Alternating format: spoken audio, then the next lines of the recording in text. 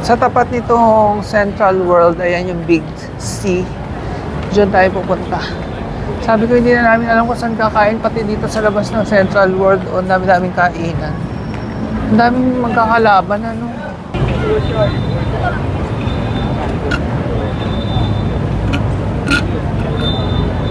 Yung Big C.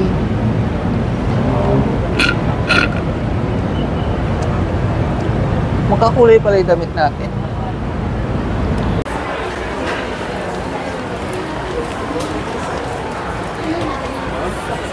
Ano to ba?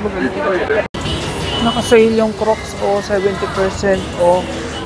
So, nasa loob na tayo ng Big C. Ganito. Ang dami ring sale ngayon. May 50%, may 70%. Kaya tingnan natin sa supermarket.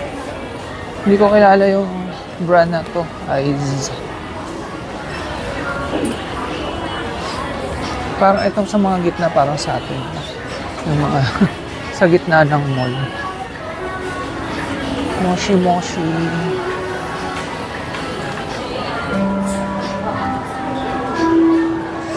Ito mga inhaler pa rin. Tapos sa gitna parang mga damitan. Sabi ko na dito kita mahanap sa Nori. Ang mura, may tagli 60. Or same lang ba? Nasa loob na lang kami. yun eh. Ito mga 148. Ay. Pwede na kasi mga nasa 200. Yun ang pinakamura. Magkano?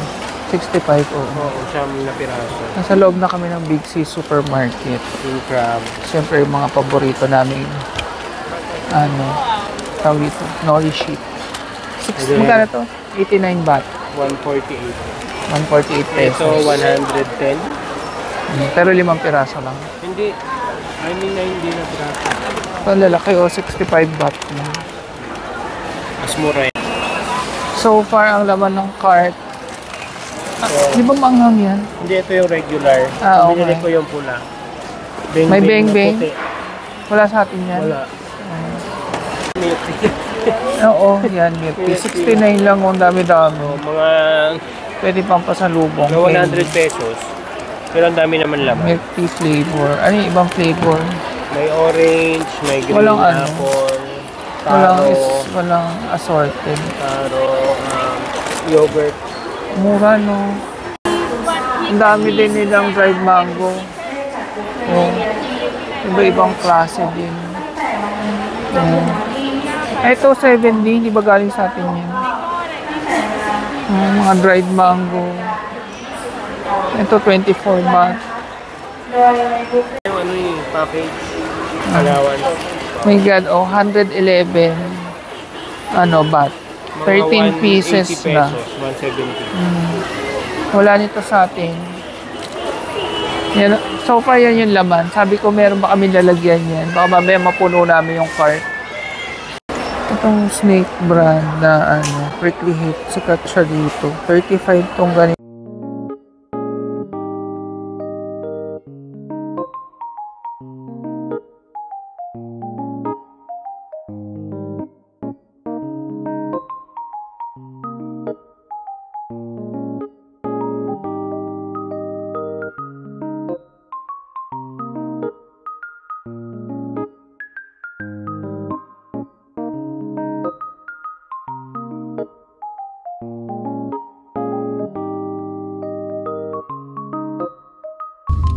Traffic na naman. Pauwi na kami, ha?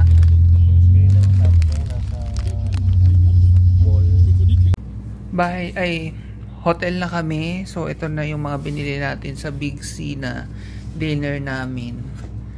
Tapos itong ano tawag dito? Onigiri? Hindi rin, iba rin. Basta ito yung maki. Tapos yung Schweppes, lahat yan galing. Ngayon, bumili lang kami ng yelo sa nakakatuwa dito sa 7-Eleven dito, pati sa Cambodia 10 baht to, so 17 pesos may laman ng yelo, tas ang laki-laki niya. Yan. Yan.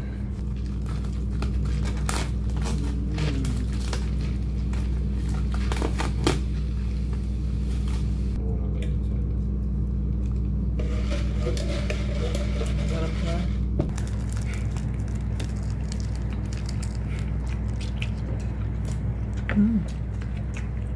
Sarap ng crab stick.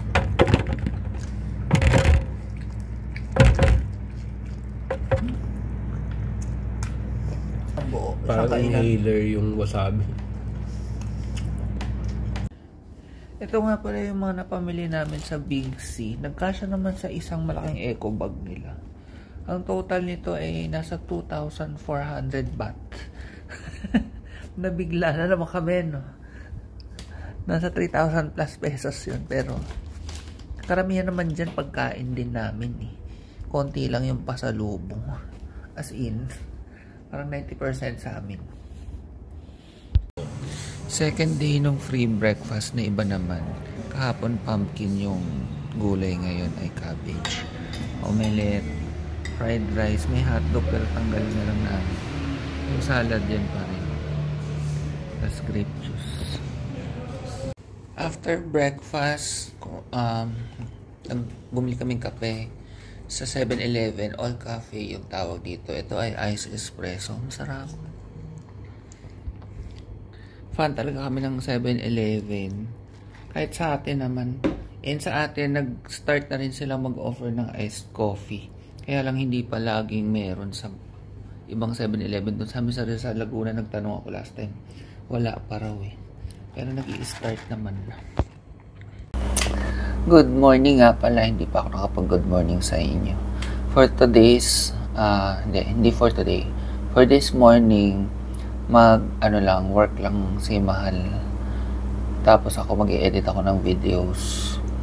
Mamayang hapon kami lalabas. And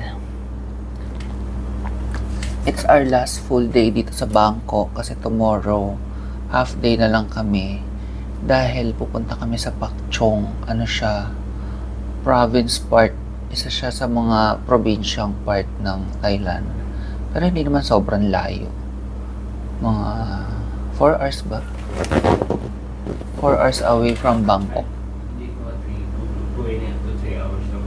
2.5 to 3 lang daw pala. Napakalapit. Para lang pala pumunta kami ng Laguna from Cainta. Parang gano'n. So, hindi masyadong probinsya. Yun, kasi may national park doon na pupuntahan kami and may mga elephants. My God. Ang nakikita ko palang na elephant sa buhay ko si Mali, yung kawawa sa Manila Zoo. Nung buhay pa siya. So doon, sana makakita kami. Tapos magbabirding na rin. And dito, hindi kami masyadong ng mga temples kasi sa totoo lang, ganun pala yun, galing kami Cambodia. Diyos ko, umay kami sa temple doon. Kasi, yung tour namin ng Angkor Wat, parang 6 ba yung temples na pinuntahan? Parang after nung main temple, parang sabi ko nga, ang dami pa, puro temple uli. Ganun. Prior ng Angkor Wat, nag-temple din kami sa Preah Vihear, diba? Kaya dito parang hindi ko masyadong nami-miss. Although iba naman yung itsura din dito ng mga Buddha especially. Yung isang gusto ko sana puntahan dito, yung Leaning Buddha. Diyos ko day, ang entrance 1, 2. Dalawa kami, 2, 4 na naman. Medyo nagtitipid na nga kami kasi nasa, na kami, second week ng trip. So, syempre, marami-rami na kami nagastos. So, sabi ko, doon na lang sa mga pwedeng free na puntahan mamayang hapon. Or iniisip namin magpa-foot massage. Yun. Kasi sabi nila, masarap daw mag-massage ng paa yung mga Thai. Kailangan magpa-foot massage talaga. Tsaka pa-facial. Kaso yung facial, tumitingin ako sa clock, napakamahal din. Parang mga 1.9, mga ganyan. Yung foot massage, meron tagto 200 baht. Ganun. So, tingnan na lang mamayang hapon. Anyway, mag-work muna si Mahal. Ayun siya sa likod. Tapos ako mag-i-edit ng videos. So, dito na nga kami umorder. Tapos may yung nakatampak sa sahig. So, ang saya ng experience. Diba? Tapos yung tabing ilog tayo. Sa gilid iluluto yung yung food. Ay, luto agad. Sabi niya nga meron na. Okay. What do you sabi?